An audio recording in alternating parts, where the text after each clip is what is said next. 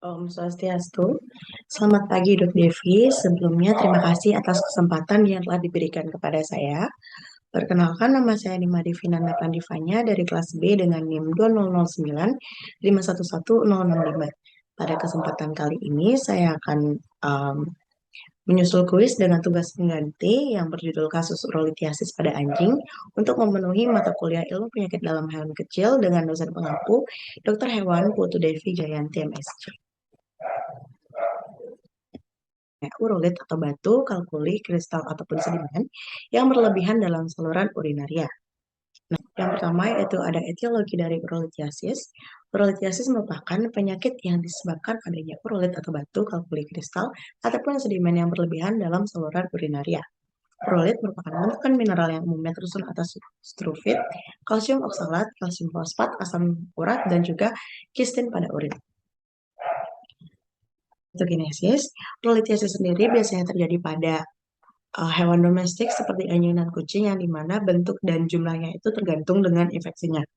Nah, faktor utama yang mengatur kristalisasi dan pembentukan urolit adalah derajat saturasi urin dengan mineral-mineral tertentu serta faktor pendukung lainnya yaitu ada diet atau makanan, frekuensi urinasi, genetik, dan adanya infeksi traktus urinari.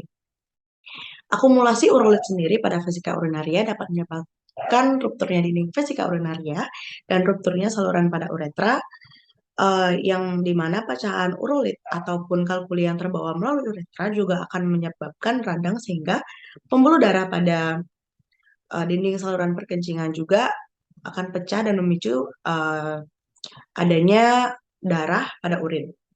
Adanya urolit pada vesika urinaria dan juga uretra dapat mengakibatkan obstruksi sehingga memicu terjadinya rasa nyeri yang sangat pada hewan saat melakukan urinasi.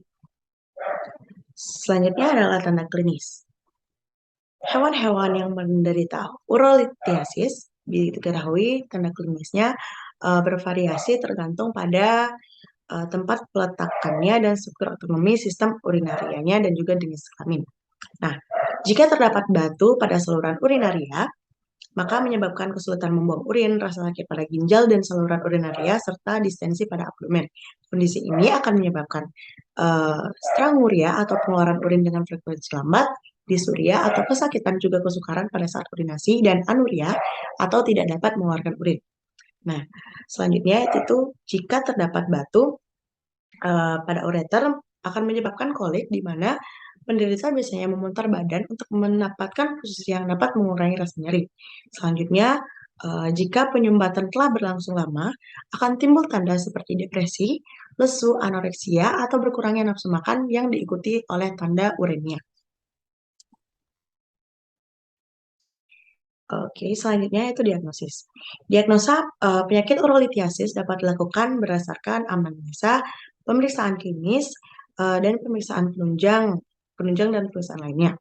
Nah, pemeriksaan anamnesa sendiri uh, dilakukan dilakukan melalui pemilik uh, untuk mengetahui sejarah menyeluruh kesehatan anjing, uh, seperti misalnya awal timbulnya gejala dan kemungkinan insiden yang mungkin telah mendahului kondisi ini seperti riwayat penyakit sebelumnya.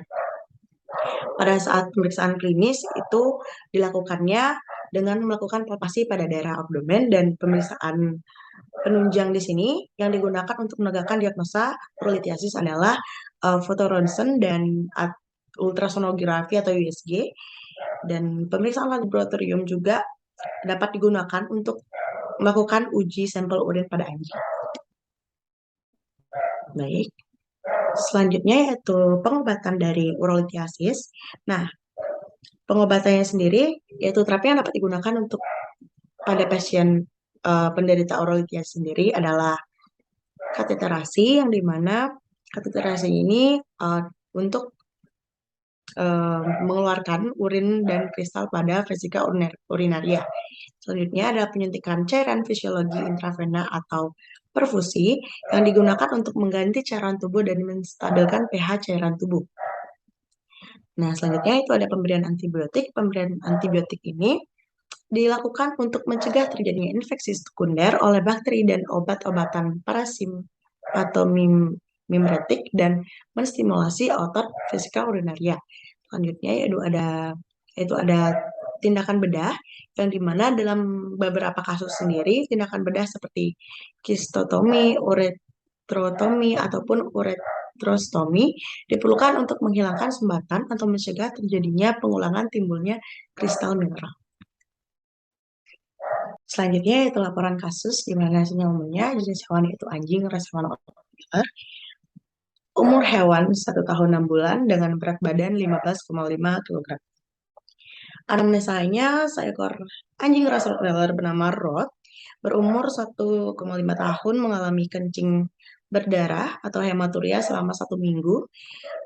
Saat urinasi terasa sakit atau stranguria dengan volume urin sedikit atau oliguria selama 1 minggu, yang dimana anjing ini pemeliharaannya dilepas dengan anjing yang belum divaksin dan belum diberikan obat cacing, dan pakannya yaitu diberikan makanan rumahan dengan pemberian pakan 2 kali sehari. Setelah itu dilakukan pemeriksaan klinis. Pada pemeriksaan klinis semuanya normal, yang dimana suhu tubuh, frekuensi puls, dan lainnya itu normal. Namun ketika dipalpasi pada daerah abdomen, terasa adanya pembesaran pada vesika urinaria, dan pada saat ditekan pada bagian abdomen, hewan anjing ini tampak agresif dan juga melawan. Setelah dilakukannya pemeriksaan fisik, lanjut dilakukannya pemeriksaan kasus, yaitu pemeriksaan urin. Nah, dalam pemeriksaan urin ini dilakukan 3 pemeriksaan, yaitu yang pertama ada pemeriksaan organoleptik urin, yang dimana pada pemeriksaan organoleptik ini menunjukkan fisik urin yang menunjukkan nampak normal, seperti gambar pada gambar A, yang dimana urin di situ berwarna kuning, transparan, tidak keruh, tidak berbuih, dan berbau pesing. Selanjutnya ada pemeriksaan urin menggunakan uji dipstick didapatkan seperti itu, yang tidak terdapat leukosit, nitrit, glukosa, urobilinogen, dan bilirubin. Selanjutnya ada pemeriksaan sedimen urin menunjukkan adanya urolit, dan secara mikroskopis diidentifikasi yaitu terdapat urolit urat. Baik, selanjutnya yaitu dilakukan pemeriksaan hematologi rutin. Nah, pada kasus ini hewan mengalami peningkatan jumlah leukosit atau leukositosis yang mengindikasikan adanya infeksi, peningkatan eosinofil atau eosinofilia yang mengindikasikan terjadinya insufisiensi korteks adrenal. Nah, pemeriksaan hematologi rutinnya itu terdapat pada hasil pemeriksaan hematologi rutin terdapat pada tabel. Yang selanjutnya ada pemeriksaan ultrasonografi atau USG. Terlihat adanya urolit pada vesika urinaria dan terjadi penebalan pada dinding vesika urinaria. Nah, setelah dilakukan beberapa pemeriksaan berdasarkan hasil anamnesis, pemeriksaan klinis, dan beberapa pemeriksaan penunjang tadi, hewan anjing itu dapat didiagnosis menderita urolithiasis. Selanjutnya ada terapi. Pada kasus ini, anjing diterapi dengan injeksi amoksisilin, ibuprofen sirup, ciprofloxacin, dan nefrolit.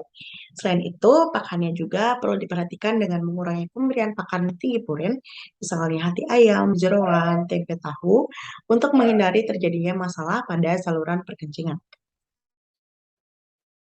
Baik, kesimpulannya, berdasarkan serangkaian pemeriksaan yang dilakukan, dapat disimpulkan hewan kasus mengalami urolithiasis yang disertai dengan sistisis. Adapun beberapa pemeriksaan yang mendukung diagnosis yaitu pemeriksaan USG, pemeriksaan kimia urin yang meliputi uji dipstik dan sedimen urin, serta pemeriksaan hematologi rutin. Terapi yang diberikan ada betamox, ibuprofen, ciprofloxacin, dan nefrolit.